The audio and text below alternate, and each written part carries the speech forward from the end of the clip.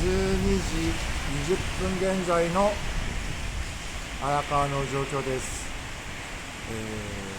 まだ中州の方に水は上がってきておりませんので、決壊するかどうかはまだ分かりませんが、画面で雨の状況が分かるか分かりませんが、激しい雨になってきております。下の状況から言いますと、この状態ですね。